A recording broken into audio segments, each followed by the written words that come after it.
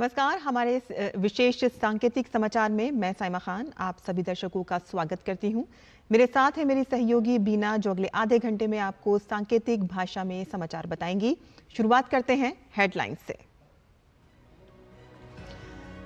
प्रधानमंत्री नरेंद्र मोदी ने यूपी के इटावा में परिवारवाद को लेकर सपा कांग्रेस पर साधा निशाना।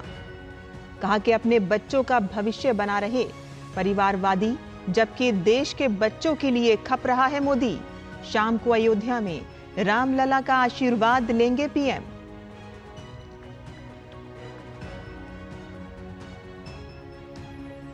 सभी दलों के स्टार प्रचारक चुनावी मैदान में। आंध्र प्रदेश के धर्मावरम में भाजपा के वरिष्ठ नेता अमित शाह ने तो राजनाथ सिंह ने कडप्पा में जनसभा को किया संबोधित। कांग्रेस नेता राहुल गांधी ने तेलंगाना के आदिलाबाद में की रैली।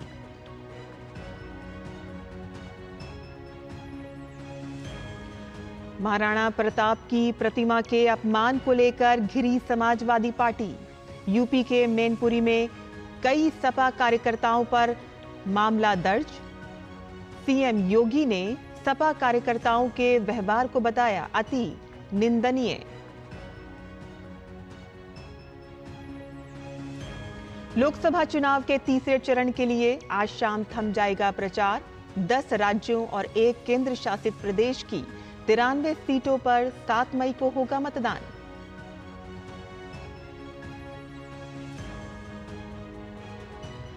नक्सलियों के खिलाफ सुरक्षा बलों को मिली एक बड़ी कामयाबी।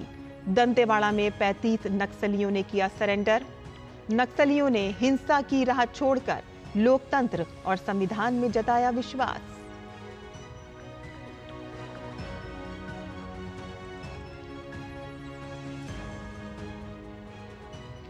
और जम्मू कश्मीर के पुंछ में भारतीय सेना का तलाशी अभियान जारी। पुंछ में कल वायु सेना के काफिले पर हुए आतंकी हमले में 1 जवान हुआ था शहीद।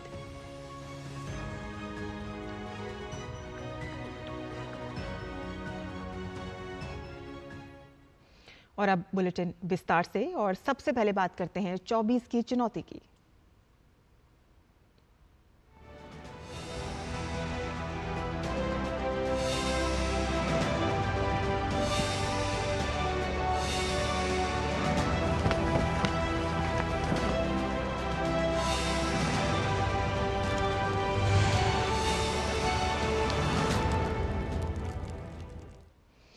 लोकसभा चुनाव के तीसरे चरण का प्रचार आज शाम थम जाएगा।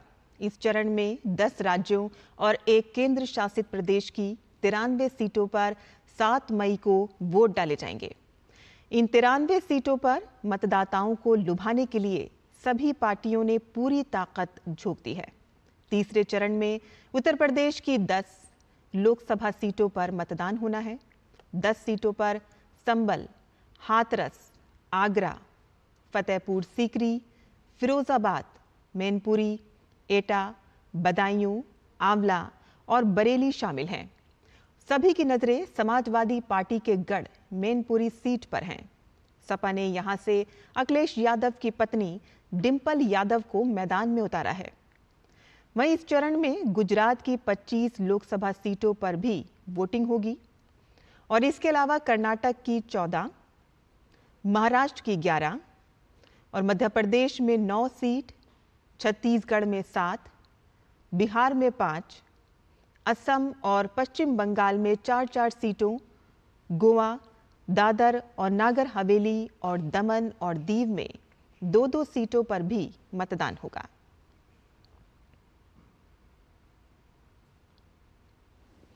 इटावा की चुनावी रैली में प्रधानमंत्री ने सपा कांग्रेस के परिवारवाद और वोट बैंक की राजनीति पर हमला किया। उन्होंने कहा कि कांग्रेस के नेता बीते लोकसभा चुनाव के दौरान मंदिर मंदिर जा रहे थे, लेकिन जब 500 साल बाद अयोध्या में प्रभु श्री राम मंदिर बना तो कांग्रेस ने निमंत्रण भी ठुकरा दिया।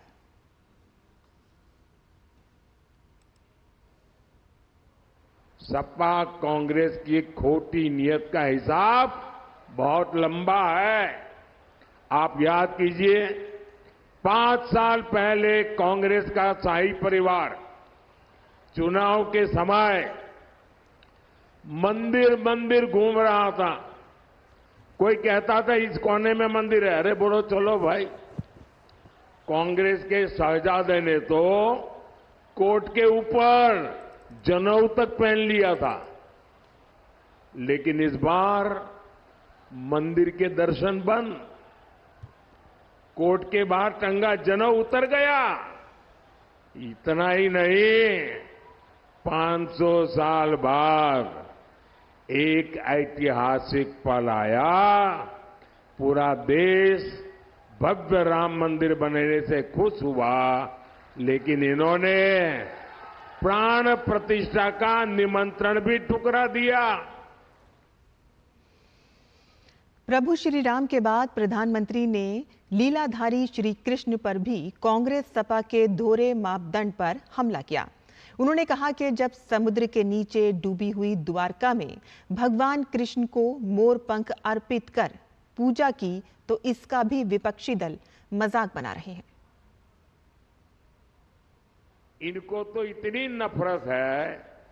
अभी मैं द्वारिका जी गया था गुजरात में, और आपको मालूम है पुरातत्वविद कहते हैं कि भगवान श्री कृष्ण की जो द्वारिका है वो समुद्र के नीचे डूबी हुई है।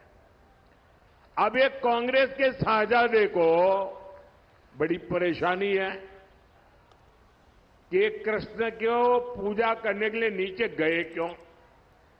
अब मैं ये यहां के सपा वालों को पूछना चाहता हूं, अरे आप तो अपने आप को यदुवंशी कह रहे हो, श्री कृष्ण के वारिस कह रहे हो, और देश का प्रधानमंत्री श्री कृष्ण की पूजा करे, और तुम्हारे अपने साथी उसकी आलोचना करे।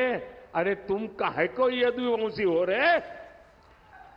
उनको पूजा भी नौटंकी लग रही है।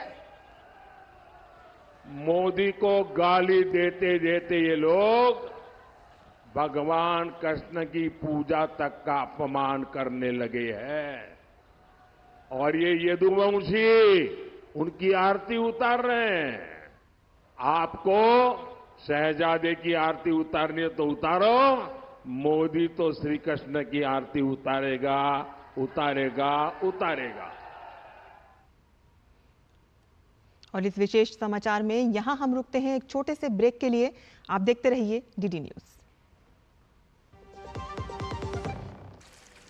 अरे ममता, कहाँ जा रही है भरी दोपहरी में? कहीं नहीं माँ, बस वोट डाल कर आई। बाहर धूप देख रही है? तुम इतनी कड़ी धूप में मीलों चलकर पानी लेने जाती थी, और आज हमारे घर में खुद पानी चलकर आता है। अरे माँ, जिसने घर तक नल से जल पहुँचाया है उसको वोट देने के लिए धूप छांव थोड़ी ना देखेंगे। चलो माँ, साथ चलते हैं। जिसकी गारंटी ने जिंदगी संवारी, उसको वोट देने की गारंटी हमारी। कमल का बटन दबाएं, भाजपा को जिताएं। तेरी होने वाली मदर इन लॉ कुछ ज्यादा ही ट्रेडिशनल है। ट्रेडिशनल लोग ज्यादा इमोशनल होते हैं। तो भाई साहब, अब कोई किसी की लाइफ में आग नहीं लगा पाएगा। समर कूल, जो हर दिल करे कबूल। ब्रेक के बाद आपका फिर से स्वागत है। प्रधानमंत्री के अयोध्या दौरे को लेकर रामनगरी में जबरदस्त उत्साह है। मुस्लिम पक्ष के पूर्व याचिकाकर्ता इकबाल अंसारी ने भी पीएम के दौरे को लेकर खुशी जताई है। इकबाल अंसारी ने पीएम मोदी की सफलता की भी कामना की है। हम चाहते हैं कि अयोध्यावासी भी बहुत खुश हैं कि माननीय प्रधानमंत्री जी का जो है कार्यकाल जो है उसका साल बड़ा बेहतर रहा, और आने वाला दिन भी जो है प्रधानमंत्री स्वयं बनकर दोबारा फिर आवे। आज जो है हम भी खुश हैं और चाहते हैं कि प्रधानमंत्री जी का स्वागत हम फूलों से करें। भाजपा के वरिष्ठ नेता अमित शाह ने आंध्र प्रदेश के धर्मवरम में विशाल जनसभा को संबोधित किया। उन्होंने राज्य की जगन मोहन रेड्डी सरकार पर जमकर निशाना साधा। अमित शाह ने मतदाताओं से एनडीए के पक्ष में मतदान की आह्वान किया। जगन जी की जो सरकार है वो तेलुगु भाषा को समाप्त कर प्राइमरी एजुकेशन में अंग्रेजी लाना चाहती है। जगन जी की सरकार ने अपने करप्शन से पोलावरम प्रोजेक्ट को लगभग डिरेल कर दिया है। ये वादा खिलाफे की जगन सरकार है। उन्होंने कहा था शराब पर प्रतिबंध लगाएंगे। मैं पूछने आया हूं, लगाया क्या? उल्टा शराब की सिंडिकेट आपने चालू कर दी। भाजपा के राष्ट्रीय अध्यक्ष जेपी नड्डा ने छत्तीसगढ़ के सूरजपुर में विशाल जनसभा की। नड्डा ने कहा कि कांग्रेस और इंडी अलायंस सनातन विरोधी है और ये राष्ट्र विरोधियों के साथ चलने वाले लोग हैं। नड्डा ने देश में पिछले 1 दशक में हुए विकास कार्यों का जिक्र किया। में होने वाला उत्पाद, उसके लिए वन के दृष्टि से एमएसपी में कवर करने का पहले आपके सिर्फ 10 आइटम कवर होते थे, 10 आइटम। आज 90 आइटम, 90 तरीके के जंगल के प्रोड्यूस आज आपको एमएसपी में खरीदारी हो रही है, एमएसपी में खरीदारी हो रही है। मैं यहां यह भी आपको बताना चाहूंगा, देश बहुत आगे निकल गया 10 साल में। आज भारत की अर्थव्यवस्था जो 11वें नंबर पर थी, छलांग लगा के आज 5वें नंबर पर आकर के खड़ी हो गई, 5वें नंबर। और यहां हम रुकते हैं एक और छोटे से ब्रेक के लिए। हम जल्द लौटेंगे, आप देखते रहिए डीडी न्यूज। कब से हम इंतजार कर रहे हैं, कहाँ थे तुम? सॉरी सिस्टर, वो रास्ते में हमारा वोटिंग बूथ पड़ता है तो बस वोट डालने रुक गया था। वोट? अरे पहले दादाजी को ले जाते, फिर वोट दे आते। बेटा, जिनकी वजह से मेरा मुफ्त में इलाज हुआ, पहले उसे तो वोट देना चाहिए ना। हाँ दादा। वापसी पे वोटिंग बूथ पे रुक कर फिर घर चलेंगे। ठीक है दादा। आराम से। जिसकी गारंटी ने जिंदगी संवारी, उसको वोट देने की गारंटी हमारी। कमल का बटन दबाएं, भाजपा को जिताएं। ब्रेक के बाद आपका फिर से स्वागत है और आइए आपको सीधे लिए चलते हैं तेलंगाना के आदिलाबाद, जहां वरिष्ठ भाजपा नेता अमित शाह जनसभा को संबोधित कर रहे हैं। 19 में मोदी जी को दूसरी बार प्रधानमंत्री बनाया। 5 ही साल में मोदी जी ने केस भी जीता, भूमि पूजन भी किया और प्राण प्रतिष्ठा कर कर जय श्री राम कर दिया। और उस वक्त ये राहुल बाबा को निमंत्रण दिया गया, खड़गे साहेब को निमंत्रण दिया गया, वो नहीं गए। नहीं गए भाई, क्यों नहीं गए मालूम है आपको? नहीं भाई, उनको डर लगता है अपनी वोट बैंक से। उनकी वोट बैंक कौन है भाई? उनकी वोट बैंक मेरे सामने बैठे हुए आदिवासी बंजारा लोग नहीं है। उनकी वोट बैंक कौन है, जरा बताओ तो, कौन है? भाई और बहनों, उनकी वोट बैंक और ओवैसी की वोट बैंक एक ही है। हम नहीं डरते वो वोट बैंक से। मुझे बताओ आदिलाबाद वालों, धारा 370 कश्मीर से हटनी चाहिए थी या नहीं हटनी चाहिए थी? ये खड़गे साहब कहते हैं राजस्थान और तेलंगाना वालों से कश्मीर का क्या लेन देन। अरे खड़गे साहब, आप 80 पार हो गए, 80 पार। आप तेलंगाना वालों को नहीं जानते हो। मेरे तेलंगाना का बच्चा कश्मीर के लिए अपनी जान दे देगा, जान दे देगा। भाई और बहनों, ये धारा 370 को कांग्रेस पार्टी 70 साल से अनौरस बच्चे की तरह अपनी गोदी में बिठा कर रखी थी। मोदी जी को आपने दूसरी बार प्रधानमंत्री बनाया। 5 अगस्त 2019 को धारा 370 को समाप्त कर दिया और कश्मीर में आज भारत का तिरंगा आन बान और शान के साथ लहरा रहा है। भाइयों बहनों, मोदी जी ने देश को आतंकवाद से मुक्त करने का काम किया है।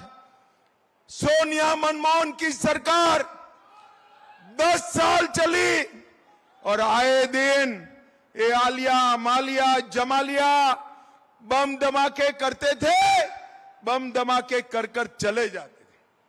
मोदी जी की सरकार बनी, फिर से पाकिस्तान ने उरी और पुलवामा में हमला किया, मगर वो भूल गए कि कांग्रेस की सरकार नहीं है, ये भाजपा की सरकार है और मनमोहन सिंह प्रधानमंत्री नहीं है, 56 इंच के सीने वाला नरेंद्र मोदी। 10 ही दिन में सर्जिकल स्ट्राइक और एयर स्ट्राइक कर कर पाकिस्तान के घर में घुसकर आतंकवादियों का सफाया करने का काम मोदी जी ने किया है। भाइयों और बहनों, मोदी जी ने इस देश को आतंकवाद और नक्सलवाद से मुक्त कराने का काम किया है।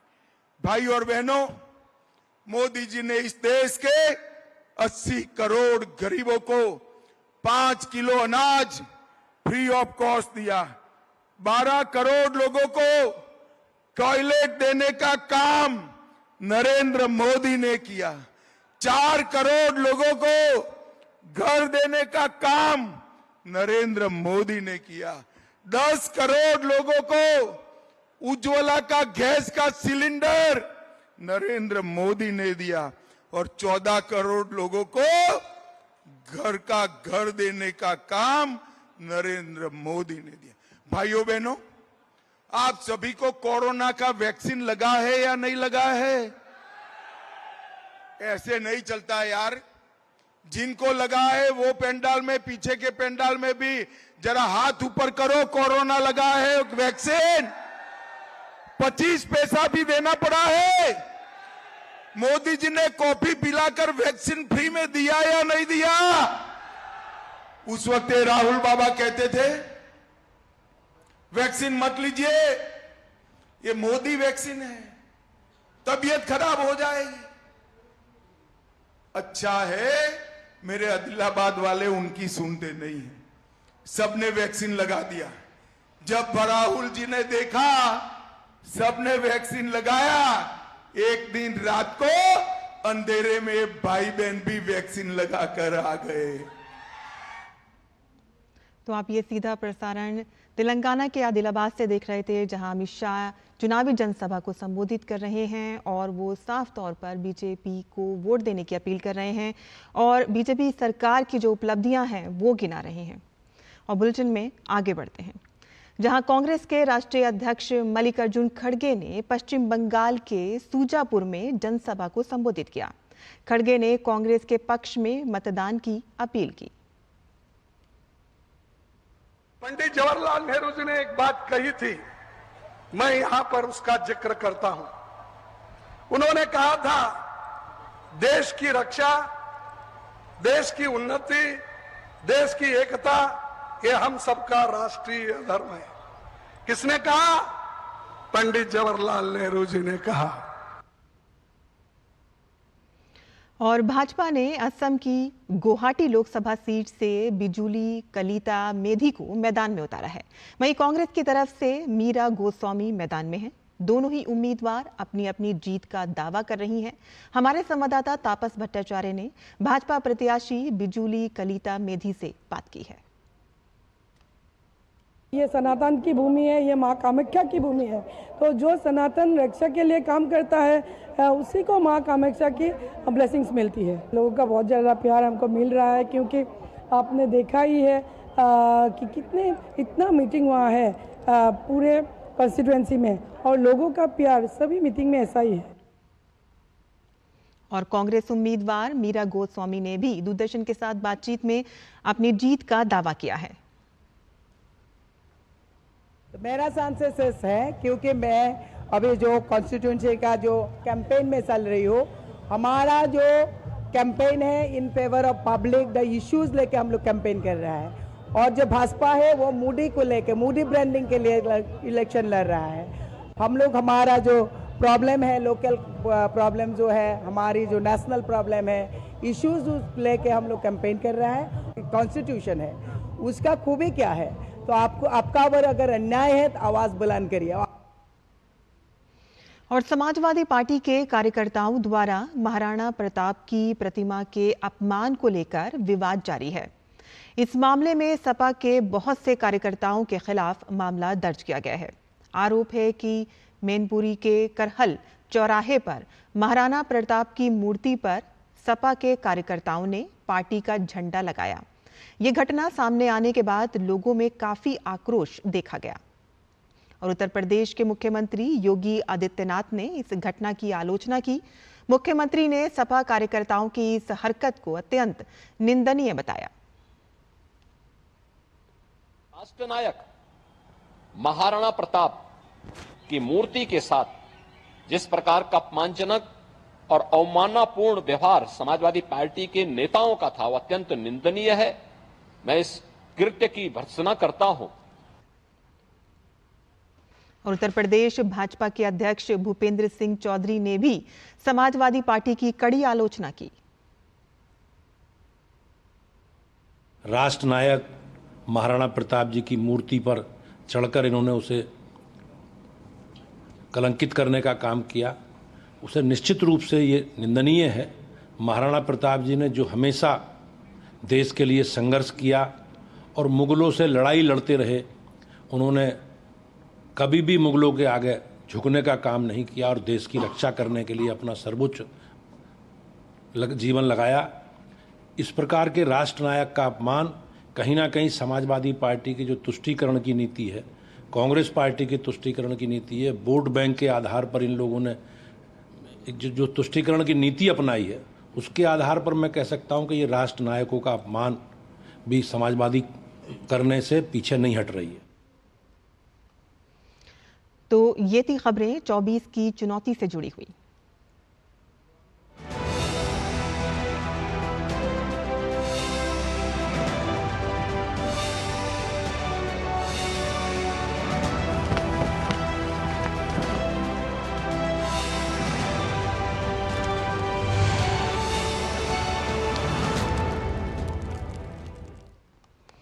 और छत्तीसगढ़ के दंतेवाड़ा में 35 माओवादियों ने आत्मसमर्पण कर दिया है। ये आत्मसमर्पण लॉन वर्राटू यानी के नक्सली पुनर्वास योजना के अंतर्गत हुआ है। माओवादियों का ये आत्मसमर्पण पुलिस की अपील का असर है। इन माओवादियों ने हिंसा की राह को छोड़कर लोकतंत्र और संविधान में अपना विश्वास जताया है। ये सभी 35 माओवादी अलग अलग क्षेत्रों में सक्रिय थे। ये माओवादी नक्सली बंद के दौरान सड़कों को खोदने, पेड़ काटने और नक्सली बैनर पोस्टर लगाने जैसी गतिविधियों में शामिल थे। इस पूरे घटनाक्रम की जानकारी दंतेवाड़ा पुलिस अधीक्षक गौरव राय ने दी है।